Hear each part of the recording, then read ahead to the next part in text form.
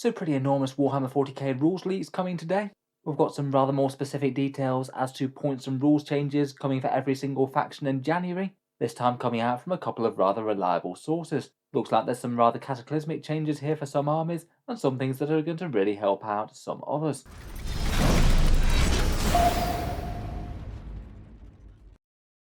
Hello and welcome back to Auspex Tactics, where today we're revisiting points and rules changes coming out in the Balanced Data Slate and Arks of Omen season. This one pretty much the next big undertaking for Warhammer 40k. Points and rules changes that are going to really shake up the way that the game is played, and it's going to be looking very different compared with Nephilim. We've got a couple of core rules changes to Warhammer 40k, and then basically at least some details for every faction, even if a few of them look like they aren't going to be getting any significant changes. But some of the ones that are getting some rather massive changes, either for the positive or negative.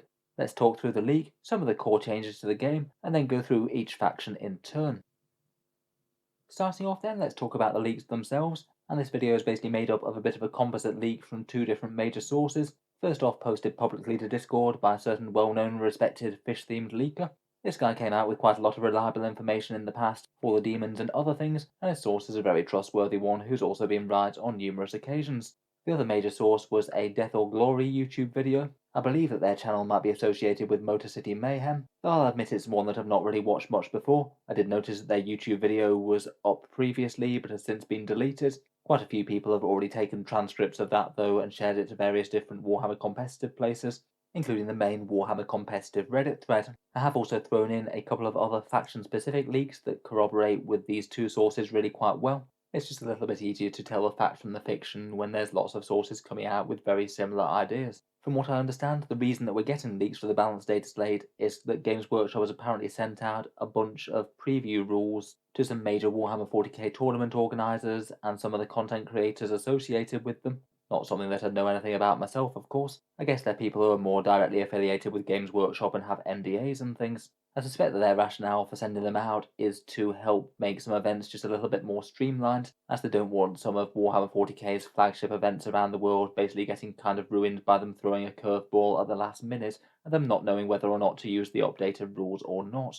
Broadly speaking, I generally treat this as at least relatively high-grade leaks. There's some fairly clear and detailed changes for each faction, including some things that are and aren't getting touched, and it does seem to be a fairly big rebalancing of rules changes, both rules changes from the data slate and points changes from the Munitorum Field Handbook that will be able to be downloaded digitally alongside the Arks of Omen release. The leaks do appear to be pretty reliable, but are definitely incomplete. There's a bunch of armies that they say that they've got some broad brush changes but don't go into details, and I think there's at least some reasonable chances they might have neglected to mention some points changes for some other factions. I also would bear in mind as well that this is a digital document, and Games Workshop could change things the day before publication if they wanted to, and I feel like if a lot of things are getting leaked, then they might even have the opportunity to take a bit of feedback from the community before the patch officially comes out, and they might even choose to alter things that people are least happy about, maybe even giving us a better final update in the end. We'll wait and see on that front, I suppose.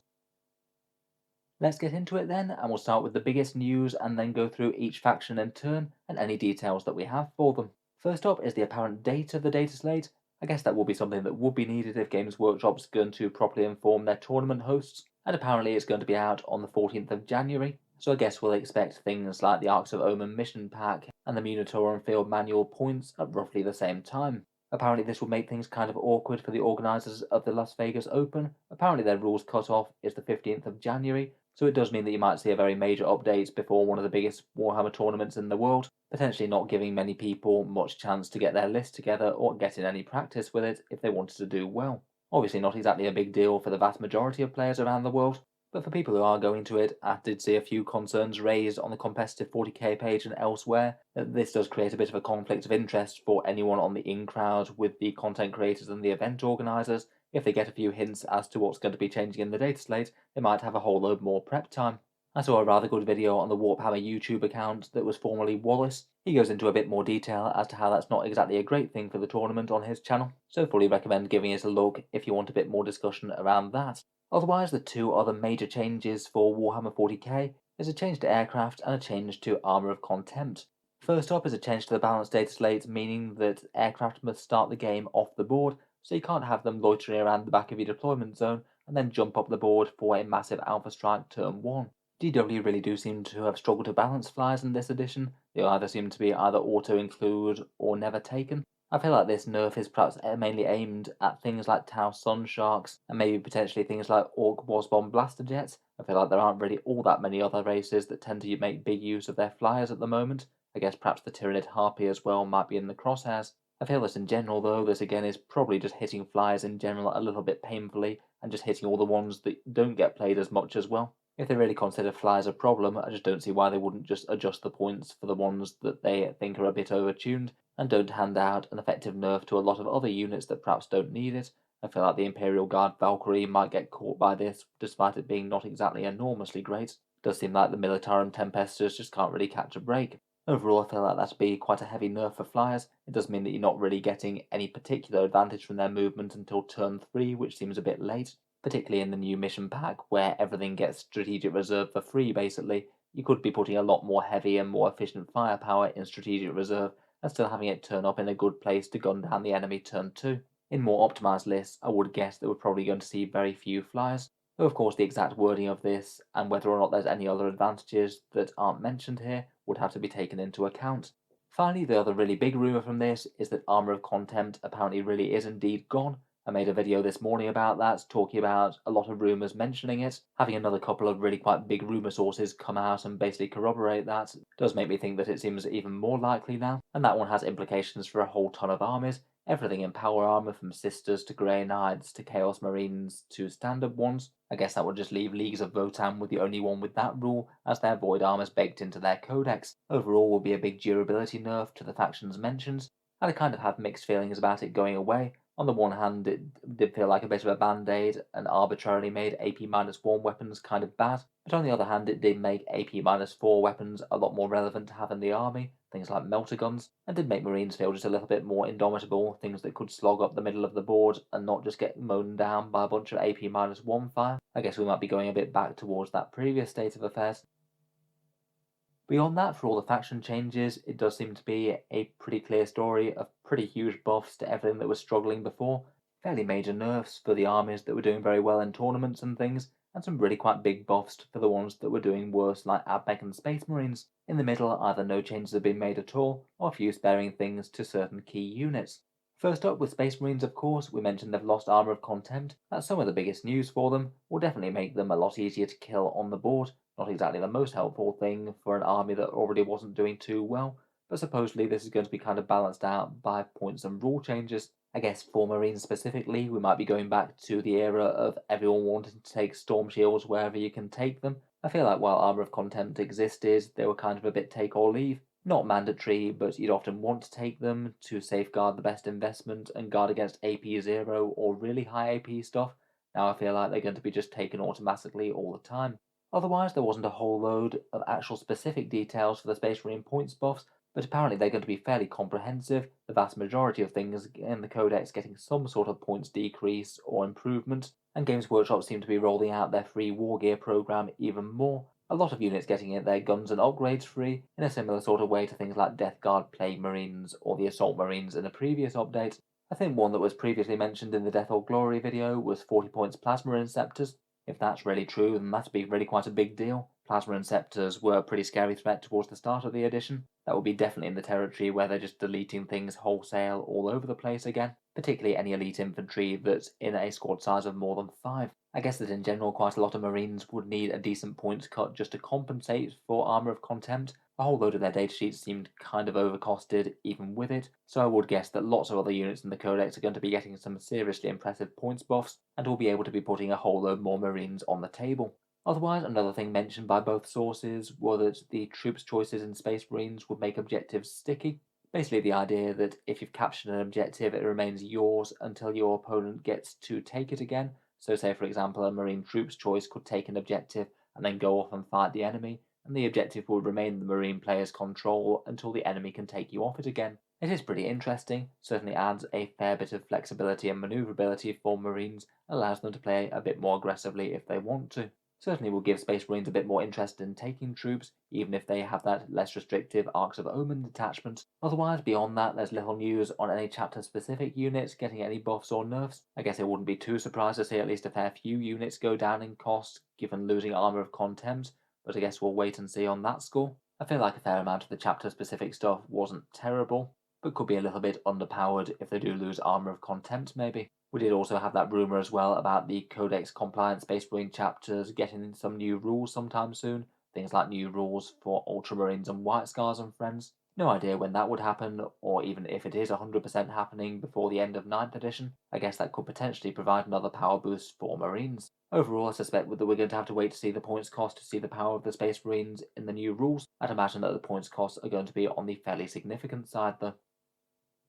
Moving on for the Imperial Guard, and largely it's a case of no news is good news for them. No changes to their core rules or their datasheets and things. It's going to be very much play the Codex right out of the book, though as Games Workshop themselves stated previously, apparently they might well be losing Armour of Contempt as the rest of the factions do, and it sounds like they will indeed no longer get their exemption to the barrage rule, having some ways to make their hit rolls a bit better with things like the Take Aim order or that regimental trait for artillery.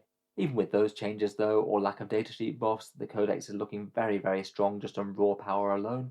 Things like Lord Solar rerolls combined with Kazakin, or Lehman Russ's just gunning down everything in sight, no questions asked. It does look like a lot of the good factions in the game are getting some pretty hefty nerfs, particularly Tyranids and Harlequins, and I feel like Guard might be in a very good place after all these changes happen. Seems at least fairly plausible that they could be one of the stronger armies in the game fairly soon.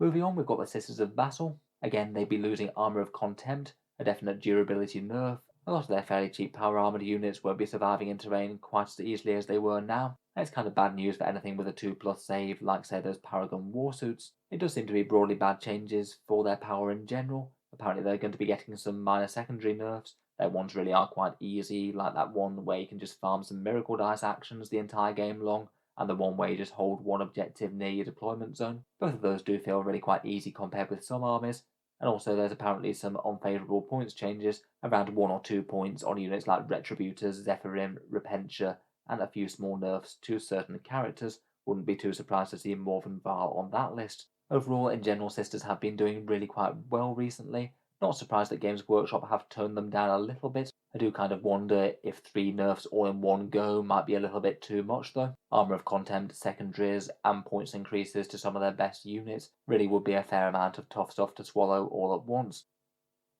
For the Adeptus Custodes, apparently the major change that they might be getting is objective secured returning on their Terminator units. Definitely something that's been a community request for really quite a long time, seeing as basically their Terminators and Wardens kind of feel basically like their regular troops but worse. It means in general, if you're building a Custodes list that's mainly infantry focused, people just tend to spam a whole load of the Custodian Guard or Sagittarium Guard, maybe using 1 or 2 Terminators at max for a little bit of disruption in individual model units. I have a feeling that you might see a fair few more Terminators on the table though, if they did get objective secured back. Overall, again though, minimal changes for the Custodes really might not be such a bad thing, particularly as it feels like a lot of the armies that are a bit stronger than they are have been hit by fairly heavy nerfs. They might be in a relatively good place to capitalise on that, particularly being kind of good against Space Marines with all their damage to attacks. I guess Games Workshop have solved the issue of Custodes not having Armour of Contempt this way though. If no one else gets it, then you don't really have the argument that the Custodes need it as well, just for lore purposes, if nothing else. For the Adeptus Mechanicus, they didn't really get too much in the last data slate, but apparently Games Workshop are going a fair bit heavier on this. We don't have an individualised list of points costs sadly, but apparently there's just vast points decreases of around about 10 to 20% on virtually all non-infantry units. In general, that does sound pretty reasonable to me. The Adeptus Mechanicus really are doing kind of dreadfully in any sort of competitive type games at the moment, and while they do have a few usable units in the Codex, things like the troops and the Brothstalkers and friends, particularly the Cult Mechanicus side of the army does seem kind of neglected, as do things like the Honoured June Crawler or the Scorpius tank, which seem directly inferior to things like the Iron Striders. Points buffs feel like at least an okay way to go. As well as all that though, apparently one common request for AdMech players is coming true. Supposedly Cataphren troops are going to be getting the core keyword. It always did feel a little bit weird that they didn't get it when the Codex dropped, as there aren't really all that many troops in Warhammer 40k that don't get core and don't really get to make good use of characters. I feel like they could be a very interesting unit for the AdMech going forward. They're tough models with access to some fairly hefty guns between the Breachers and the Destroyers. Any rerolls would be pretty good with them, but the AdMech Codex just has a million different buffs that you can apply to units. Things like the Tech Priest Holy Orders could be pretty cool, plus plenty of warlord traits and relics. Overall, sounds like AdMech are going to be getting a decent boost out of all this. Whether they wind up being one of the strongest armies or just a bit more mid-tier is still just a little bit hard to say at this point. Moving on, we've got the Grey Knights, who were again an army that was struggling quite a lot pre-balance update, and like the rest they will be taking the additional nerf of losing Armour of Contempt, perhaps particularly relevant for them with the Tide of Shadows on the go, as they could get some armour saves stacking pretty high wherever they were on the board. In particular, Paladins with Armoured Resilience plus Armour of Contempt were a bit of a nightmare to shift for plenty of units. You need to hit them with some really high AP stuff and potentially have it healed with an Apothecary. Broadly speaking, it sounds like it's going to be fairly across the Codex points buffs. Apparently Strike Marine bodies all getting around about 2 points cheaper. It does mean that a standard Grey Knight Strike Marine seems very dangerous for 20 points, packing decent melee, okay shooting plus psychic. On top of that, apparently the vast majority of infantry war gear and upgrades will become free, so I guess theoretically you could throw a Psy Cannon into each squad, if that translates to the Purgation squads as well, if you were willing to give up the melee. Otherwise, apparently Terminators get 5 points cheaper, normal ones now only 35 points, and I presume that might apply to Paladins as well. Seems fairly sensible to give them a very slightly bigger proportionate buff than the Strike Marines. They have been outcompeted by them since the Codex came out, really. Otherwise, a few rather nice points decreases for the characters. The already very popularly taken Drago down 15 points, things like Chaplains and Apothecaries down 10, and even the Librarian, who's a pretty common staple as well, down 5. Quite nice with the fairly decent amount of mortal wounds that he can throw out. Again, with losing Armour of Contempt as well, it might be a relative terms buff to the Nemesis Dread Knights. Those things didn't have it before, so now all of the rest of the codex got a bit less durable. People might be a bit more tempted to put them back on the table again. A fair few people had dropped them from their lists. Broadly speaking though, seems like pretty good news for the Grey Knights. I feel like having a whole load more models on the table would probably compensate for Armour of Contempt. We'll be interested to hear your guys' thoughts down in the comments though. Knights next, and for Imperial and Chaos Knights, not really many changes at all. Not impossible, they might well have just been skimmed over a bit by the leakers, but in general they're kind of functional books at the moment. Certainly not enormously powerful, with some fairly hard counters, such as Guard, Votann and Tyranids, but do very well against certain other armies, like say Necrons. I guess we have already seen that they've got a fairly helpful army construction boost with the Arks of Omen detachment. That allows you 6 super heavies rather than 5. And if you take a Free Blade or Dread Blaze Armiger along or something, you could even have 7.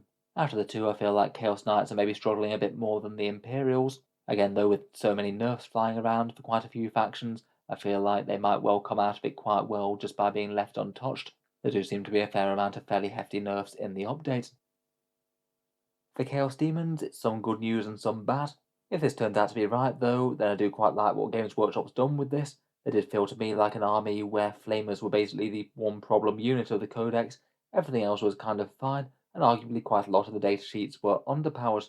The rumour is that rather than points, apparently they are going to be doing a rules change to Flamers, which I kind of feel might be a little bit unnecessary. They are very strong, but they could just give them a points cost to reflect that strength, rather than giving a different set of rules for people to remember and is different to the Codex. Supposedly, though, the rules change that the Flamers are getting will be for them to no longer auto-hit and become a ballistic skill of 4+. Effectively, that cuts their firepower by 50%. Not exactly the worst idea, as they're pretty effective anti-everything units right now, and they still will be very good at barbecuing any sort of light infantry around, just with sheer mass amount of shots. It would mean that they might be able to interact with one of the Tzeentch buffs a little bit better in the Codex as well. Things that affect hit rolls would actually apply to them, rather than not doing so when they auto-hit. It does have a couple of other knock-on effects though, including that Overwatch will be far less relevant than before. I feel like that's probably fair enough, seeing as the counter to Tzeentch is supposed to be melee, and having a unit that's basically unchargeable due to the sheer amount of shots that it gets means that you're kind of out of luck for that. Their flames are assault weapons as well, and it would limit their threat range a bit.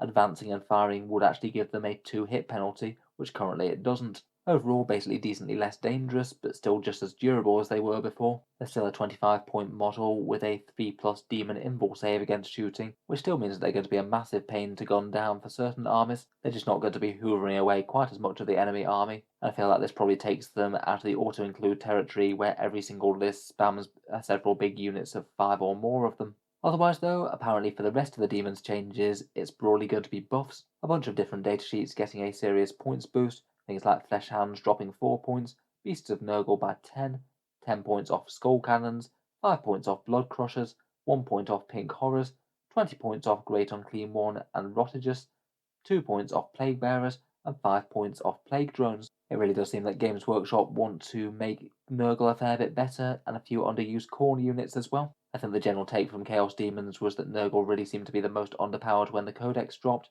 so it's not too bad to see some buffs for them. I'm maybe slightly surprised that Beasts of Nurgle went down a bit. They seem like one of the few good units that they had, and I'm honestly not sure that Fleshhounds necessarily needed a huge 4 points off their cost. They were 19 points before, so we'll be dropping to 15 or 75 points for a unit of 5. I've seen at least a few lists running them for their stratagems and things, so it wasn't like they were useless. Going all the way down to 75 points does seem very, very good indeed, though. I suppose it's not too bad if you picked up the Chaos Demons Combat Patrol box set. There's a fair few of them in that. Broadly speaking, it seems like fairly reasonable change for the demons. Flamers hit fairly heftily on the damage front, but a few of the worst units in the Codex helped out a bit. Might take them down a peg or so in power, but probably leave them still with some very decent options. Moving on, we've got Chaos Space Marines, and I must admit, if these leaks are accurate, then I feel like they've been hit very hard, perhaps harder than I would have argued that they really needed to be. Armor of Contempt going away would certainly hurt them, not very good for their commonly taken Terminators, or just about anything else in the army for that matter. I guess might matter just a little bit less for things like Demon Engines, which already have their invul save and make that a bit more relevant. Otherwise though, at least from these leaks, apparently there's not really necessarily going to be many points buffs, which seems kind of strange considering that a fair few of their units just are really quite bad in comparison with some of the top stuff. I feel like their shooting options could reasonably have seen a bit of an improvement. Supposedly Abaddon the Despoiler is getting a points nerf, somewhere around the 30 to 50 point mark, where I would imagine that he'd still be playable, but just not quite as common. I feel like that's not particularly unexpected, to be honest. He was ridiculously strong to the extent that even non-Chaos Space Marine armies were tending to run him a bit, and that probably means that his points cost was a bit overtuned in Supreme Commands. Otherwise though, apparently Terminators might be getting a points increase, which I think is a bit of a weird change myself. I guess Chaos Terminators are perhaps one of the central units that a lot of lists build around, stacking on big durability buffs like, say, Delightful Agonies, Illusory Supplication, and the Black Rune of Damnation. I'd argue, though, that the synergies were probably the problem as opposed to the unit itself.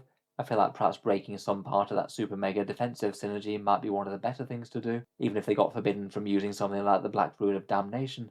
I kind of feel that just increasing the points cost in some way kind of just punishes people who are running Terminators without some sort of crazy defensive combo going on, and won't actually hurt the people who are taking the defensive combo, as by that point you've probably invested something like 500 points plus into the unit. Having an extra 20 points or so slapped on or something doesn't seem the worst. Otherwise, apparently Noise Marines might be getting a small points increase as well. It wasn't said how much, I believe. Maybe not too surprising, seeing as Emperor's Children are one of the few Chaos Space Marine legions that seem to win quite a lot of tournaments, and Noise Marines tend to feature prominently in them with their Blastmasters. Then we've got a rules nerf and a secondary buff. Apparently Creations of Bile will be getting their Legion trait for fighting on death nerfed somehow. I'm maybe not enormously surprised to see that happening, I guess. It is kind of the direct mirror of the Harlequins Darkseid which Games Workshop decided that was a bit too strong. Having your units fighting death automatically was a pretty hefty counter to enemy melee armies, could make matchups very difficult for them. I feel like Games Workshop is maybe a little bit more likely to nerf things that are a bit more on the sidelines as well. Maybe feeling it a bit less important than the slightly oddball warbands gets massively great rules compared with maybe some of their more core factions. I feel like if they heavily reduce fights on death and somehow from the Creations of Bile, then it probably spells bad news for anyone running them competitively. I feel like we'd see a lot more people just turning to either Emperor's Children, Black Legion, or Word Bearers, the other three that are perhaps most commonly taken on the competitive scene. Finally, and good news for Chaos players, are apparently better secondary objectives. Definitely an area of criticism for them in Warzone Nephilim. A lot of the secondary objectives just didn't tend to be massively better than the generic ones that you could pick, and it certainly felt like an uphill struggle against certain armies like Sisters and Necrons. Even if they didn't make them all auto-pick choices, at least having one relatively easy one I think would be pretty handy. Broadly speaking though, if this is the extent of the changes and Chaos Marines aren't getting any sort of points buffs anywhere, I do feel like it's a pretty bad nerf for the faction. Staples like Abaddon and Terminators going up, the whole army losing Armor of Contempt, and one of their best legions getting reined in, it perhaps just feels a little bit more than Chaos really needed. They certainly were one of the stronger armies currently, they had won a fair few tournaments, but I'd perhaps argue not to the extent where they needed all of these changes at once, even if they do help them out on secondaries a bit. Moving on, we've got the Death Guard. It looks like these leaks do corroborate pretty well with the ones that we talked about in the last video, all the various point changes to them. Death Guard in terms of win rates and things were kind of lower middle sort of rank, but for an army that kind of lives or dies on its durability, losing Armor of Contempt would be a massive deal, particularly on the Terminators. It seems that to compensate for that, a fair few things are going down in cost, Plague Marines dropping from 21 to 19, probably just to compensate for Armor of Contempt, given that they were perhaps one of the strongest units in the Codex already. And otherwise, apparently for Terminators, their war gear becomes free. Helpful enough for the Blight Lords if you wanted to take some heavy weapons and things, I guess. Most vehicle war gear and upgrades are free, including guns on things like the Plague Burst Crawler or the Bloat Drone. Apparently there's a few points shaved off a fair few of their elite support characters in the Virion, and Blight Haulers are either down somewhere around about 5 or 10 points to around about 110 points base. The Land Raider is also apparently getting cheaper, similar to the other Land Raider variants that aren't in Codex Chaos Space Marines. Overall, probably seems like a bit of a side grade overall. Losing Armor of Contempt for those sort of level of points buffs might seem like a bit of an okay trade-off. It doesn't look to me like they'd get enormously stronger out of that though once you've taken off Armor of Contempt and given them those points buffs. I guess the army will be skewed a bit more to a bit more damage dealing and a bit less durability. There are positives and negatives to that. For the Thousand Sons, there weren't a whole ton of details for the changes, just a few bits and bobs. Apparently their Wrath of Magnus secondary will be returning in some way to be more about killing models, rather than the way it was changed to, where you cast more blessings, witchfires, and maledictions than your enemy does. I think in the previous version it was more about killing models with smite and other witchfires, and that one did seem a bit more fun. Otherwise, apparently there's a small points nerf to Scarab Occult Terminators, plus 2 points up to 42, a fairly bitter pill to swallow if they are losing Armor of Contempt as well. Seems to me like it might just shift a lot more people into running a ton of Rubic Marines maybe. They were already seeming kind of good to me on paper in the Arks of Omen thing, as it means that you could potentially run a crazy amount of small units of 5 of them and blast out a whole bunch of psychic powers plus have tons of obsec bodies. Otherwise, apparently there's at least one buff in the Mutilith Vortex Beast. That one's apparently going minus 10 points to 135. That one seems like a fairly reasonable change. I think it's just a little bit overcosted at the moment, and that might see it hitting the table a little bit more. I feel like overall that's not terrible for the Thousand Sons though. Probably a bit weaker overall due to the Armor of Contempt thing. I feel like you might see more armies with just an absolute ton of Rubic Marines and maybe just one big focal unit of Scarab Occults to buff. Seems like a relative nerf to the armies that just wanted to put 30 Terminators on the table. Eldar armies next, and apparently some of the biggest nerfs in this entire update come to the Harlequins and the Tyranids. Games Workshop have just given them repeated small nerfs in many different updates. It does sound that they're kind of going a bit nuclear though, and giving Harlequins really quite a hefty durability nerf. The Harlequins are arguably one of the strongest factions in the game at time of recording. They've won a crazy amount of tournaments for the amount of people playing them, plus have one of the best win rates in the game, but it looks like their durability is getting tanked, going down to a 5+ invul from a 4+ invul pretty much across the board. I feel like even for a faction that's doing very well in the game, that is a pretty massive nerf. Most of their units don't have particularly good armor saves anyway, so are almost entirely relying on their invul saves to keep them safe, and it would mean that Harlequins in general would need to play a lot more cagey and really keep out of line of sight and expect to lose their units when they can be seen. I don't know if that would just make them an out-and-out bad army, but I feel like it probably puts them down to middle tier or the lower end of that, just because of how easy it is to remove their units from the table once they're seen. I guess they're still an army that has options with their ridiculous amount of speed. They are an army that can afford to get into cover and then strike out long distances from behind it. I guess that might be a lot more the focus of the faction now, and maybe be a bit more similar to Genestealer Cult, an army that can't really take a punch very well, but should be able to use their various sneaky tricks to get a bit of a leg up in a few different ways. On top of that though, apparently there's a points increase or two coming for them. I guess if I had to guess something for the Harlequins to have increased, it might be their troops or Star Weavers again. I felt like their troops could afford to go to 14 points, but if they are getting all of their invuls toned down, then maybe that does seem a little bit overkill. Otherwise, doesn't seem the best if you've got a Harlequins army right now. Supposedly Craftworlds and Drukhari are not getting any sort of major changes. Games Workshop perhaps feeling that both armies are fairly capable of doing okay in tournaments, but not underpowered at the moment. I'd say that for the most part the Drukhari army is at least reasonably well balanced. The Craftworlds do feel like they've got some big winners and losers in their codex though. I feel like giving a few of their less used units a few small buffs wouldn't have hurt too much. Things like Dark Reapers or Storm Guardians in particular do seem like good targets. Moving on, and if these leaks are to be believed, then it looks like Tyranids are getting some fairly cataclysmic changes to their datasheets. Pretty crazy as they already got some really quite heavy changes from the previous balanced data slate and points update. These come from a combination of Death and Glory and leaks off Discord, but supposedly Tyranid warriors are going to be going up around about 10 points, though some of that might be war gear linked, potentially attached to their bone swords. Raveners supposedly are getting absolutely hit through the roof at plus 15 points on a points cost of 35. Zoanthropes will be going up from 50 points to 70. They're perhaps one of the best units in the book, but that's a pretty mad increase. The Winged Hive Tyrant is going up 20 supposedly, maybe a bit more in line with what I would have expected on that one. Tyrant Guard are going up 5. Carnifex is apparently getting some sort of points increase on specified. Tyrannifex is plus 20, and Venonthropes plus 5 each. If true, then I feel like they've again pretty much hit every competitive unit in the Tyranid army at least fairly hard.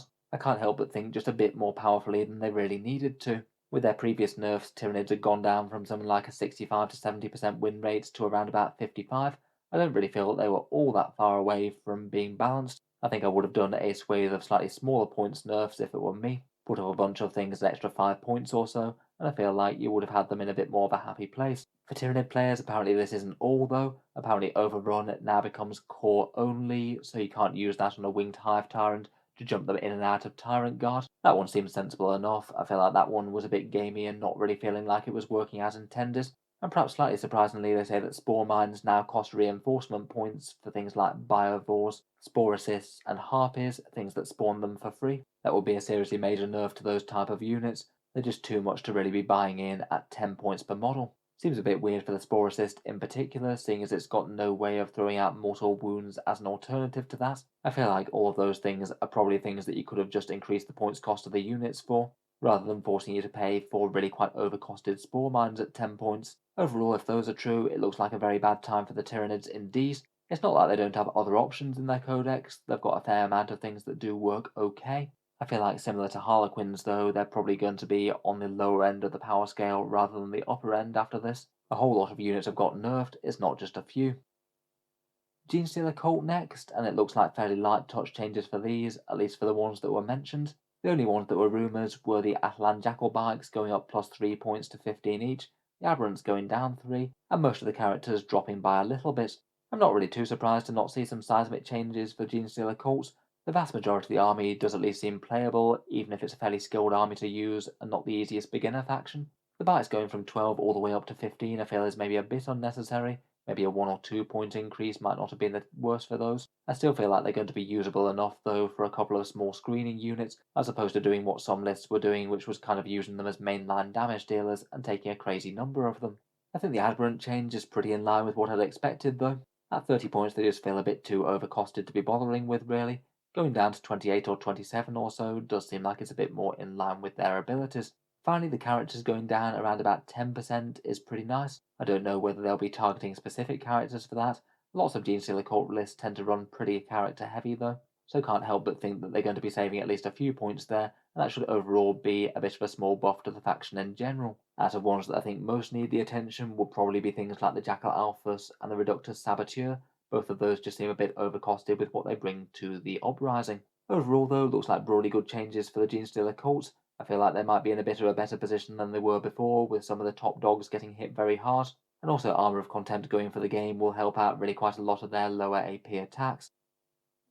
Moving on to the Space Dwarves, who seem to be doing absolutely fine in events and things, despite their rather hefty set of nerfs and Judgment Token mechanic change. The Leagues of Votann weren't really all that far behind things like Harlequins and Tyranids in terms of tournament stats, and apparently again they're going to be hit by another wave of points increases. I'm sure Space Dwarf players won't be the most pleased to hear that sort of news. Obviously that's really non-specific in terms of rumours as they go. I'd hope they might not target literally everything with that. I feel like the Brokia Thunderkin would be a good unit to leave out, and I'm not convinced that the standard Hearthkin Warriors or the Einhir Hearthguard really need to go up either. Both of those seem kind of fine the way they are. Maybe things like the Hernkin Pioneers and the Mighty Land Fortress might be good options to have increased a bit. I guess after these changes they will be the only faction that are sporting an equivalent of Armour of Contempt in their Void Armour, so I suppose they would have that going for them at least. Moving on, we've got the Orks, and not really too many details out of the leaks for the Greenskins, I'm afraid. One source had them as mostly unchanged, and others had a couple of things mentioned, such as some Nobs war gear getting either cheaper or free.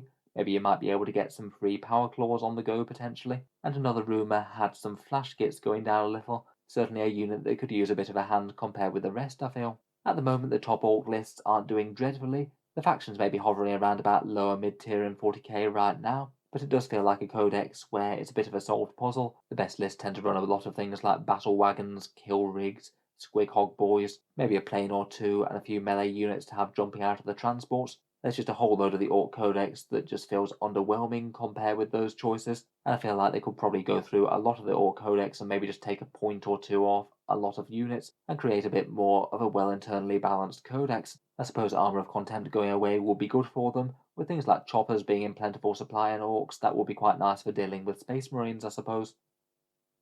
Again, for the Tau Empire, it seems somewhat light on details, but broadly speaking, it doesn't look like good news for the battlesuit wielding Xenos. I guess Tau have been having a fair amount of tournament success, though the faction doesn't exactly have the most standout win rate in the world. I feel like they're perhaps an army that does very well in the hands of the best players of the faction, but is maybe just a little bit harder to play with in general due to the trickiness of both having to move forward and score points, but also keeping your valuable crisis suits safe and shooting all game long. Apparently there's nerfs going to be coming for crisis suits and commanders though, arguably some of the strongest units in the codex at the moment. I guess at least a small nerf to those might create a bit more internal codex balance, but also hitting one of the strongest units of the faction at the same time isn't going to have the best feel.